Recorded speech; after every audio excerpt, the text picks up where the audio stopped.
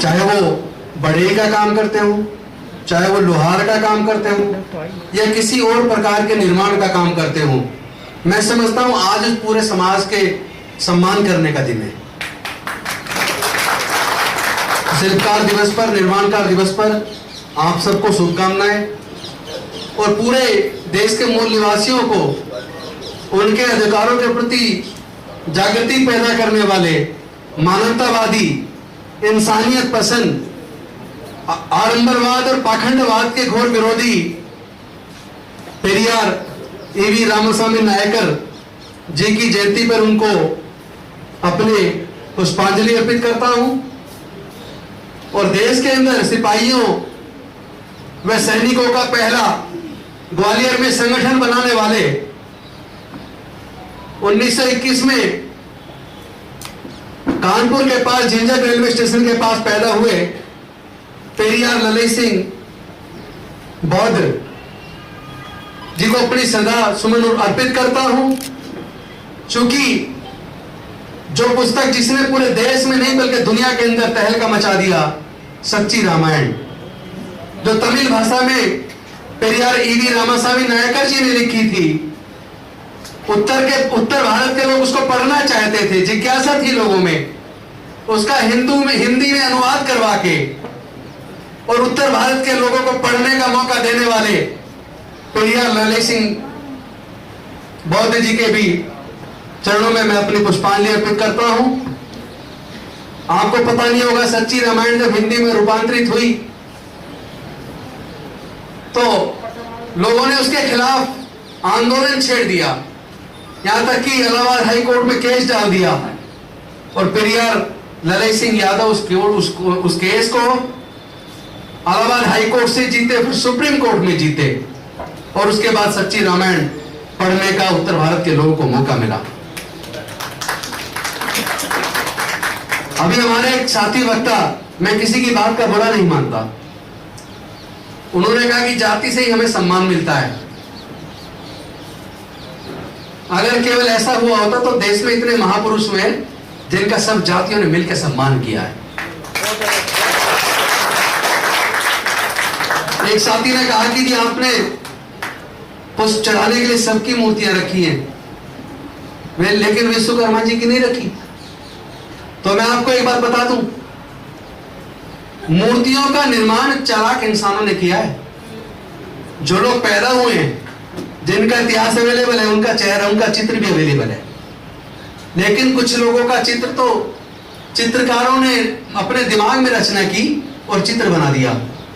हमने उस चित्र को तवज्जो देने की बजाय उसका चित्र अपने आप निर्मित किया कि जो मेहनत का समाज है, जो कभी किसी दूसरे का हक नहीं मारता, जो अपने कर्म पे भरोसा करता है, जो निर्माण का काम करता है, जो शिल्पकार का काम करता है, जो बढ़ई का काम करता है, लोहार का काम करता है, या तमाम तरह के निर्माण के काम करने वाले एक गौरवशाली समाज का सम्मान करने का दिन है। हम उसको मनाएंगे, हमने अपना उसकी रचना की।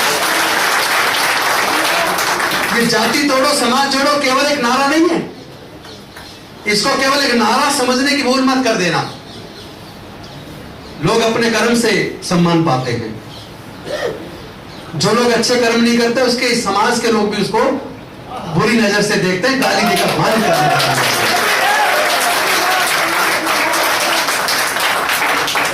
अगर हमको भारत को मजबूत बनाना है तो मुझे लगता है कि हमें अच्छे कामों से सीख लेनी चाहिए। हमारे नेता माननीय अरविंद केजरीवाल जी का जो सम्मान पूरे देश में हो रहा है, मेरे ख्याल से उनकी जाति की वजह से नहीं हो रहा।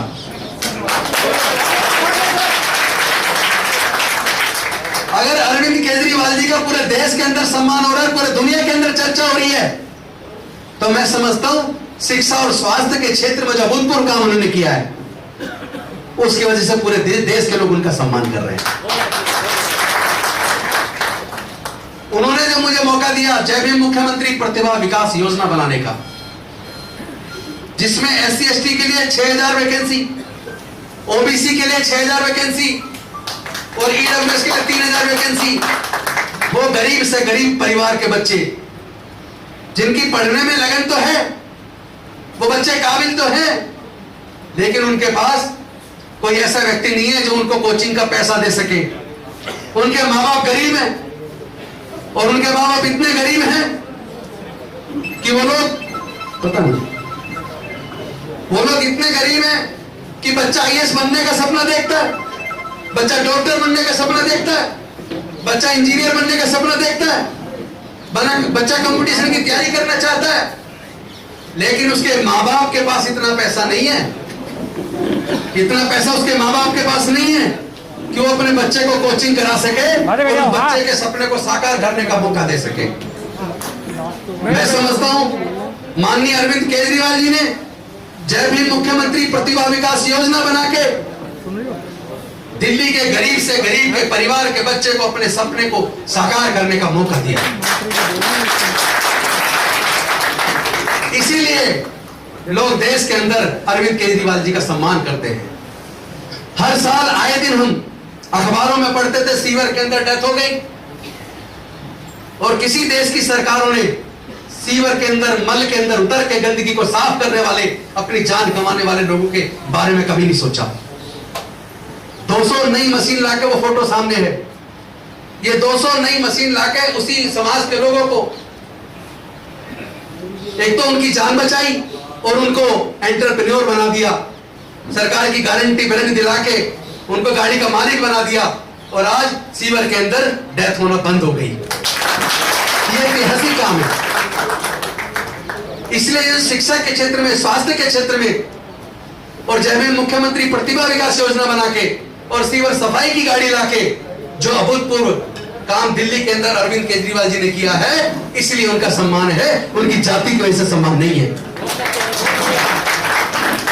मैं आप सबसे कहना चाहता हूं दोस्तों, अगर देश को मजबूत करना है तो ये जो निर्माण करने वाली कौम है, मेहनत कश कौम है, इसको एकजुट होना पड़ेगा। इसको अपने बीच में से जातियों को उखाड़ के फेंकना पड़ेगा। कौन कह रहा जाति खत्म नहीं हो सकती?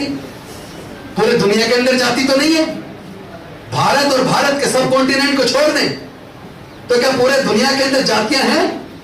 अगर वहां बिना जाति के इंसान सुखमय तरीके से रह सकता है, अपने जीवन में विकास कर सकता है, तो मैं समझता हूं हमारे देश का विकास इन जातियों ने रोका है। हम इन जातियों को काट के फेंक देंगे। इसलिए हमने नारा दिया, जाति तोड़ो समाज जोड़ो। हमारे देश के एक पूर्व राष्ट्रपति हुए ज्ञानी जैल सिंह जी, जो हमारे पिछड़े समाज से थे, मेहनत का समाज से थे। लोग कहते थे ज्यादा पढ़े लिखे नहीं है, लेकिन उस वक्त के प्रधानमंत्री राजीव गांधी की नाक में नकेल डालने का काम किया, अपनी काबिलियत साबित करने का काम किया था उन्होंने। ज्यादा जरूरी नहीं कि पढ़े लिखा ही काबिल हो, पढ़ा लिखा हो और हर वक्त हाथ जोड़ के खड़ा रहे, चरणों में ही गिरा रहे। मुझे लगता है ऐसे लोगों से ज्यादा फायदा नहीं है। जब वो राष्ट्रपति थे, आपको पता नहीं है, राजीव गांधी जी को सपने में नजर आने लगे थे, कब कभी छूटती थी, क्योंकि वो सिद्धांतों पर अड़ गए। उन्होंने राष्ट्रपति के अधिकारों को पहचाना और उसका इस्तेमाल किया, और राजीव गांधी को मजबूर कर दिया कि वो राष्ट्रपति जी का सम्मान करे, उनकी बात को माने। तो मुझे लगता है अगर हमारे बहुजन समाज के अंदर ऐसे महापुरुष पैदा हुए हैं तो हमें उनका सम्मान करना चाहिए। अगर हम लोग अपने बुजुर्गों का, अपने समाज के महापुरुषों का सम्मान नहीं करेंगे तो क्या फिर तो दूसरा भी नहीं करेगा। मुझे लगता है आज इस मंच के माध्यम से मैं अपने इन सब महापुरुषों की जयंती पे आप सबको बधाई देता हूं, और उनके चरणों में अपने श्रद्धासुमन अर्पित करते हुए फिर से नारा दे रहा हूं, जाति तोड़ो, जाति तोड़ो। अब चूंकि मिशन जय भीम, आज ज्ञानी जैल सिंह जी के पौत्र हमारे बीच आ चुके हैं और प्रोग्राम काफी देर से चल रहा है, समापन की तरफ था, इसलिए मुझे लगा कि पता नहीं कहां फंस गए, दिल्ली का जाम ऐसा कोई भी फंस सकता है, इसलिए मैंने माइक ले लिया था। सब बोल चुके हैं, अब केवल आपका इंतजार, आप आए और अपने विचार रखें।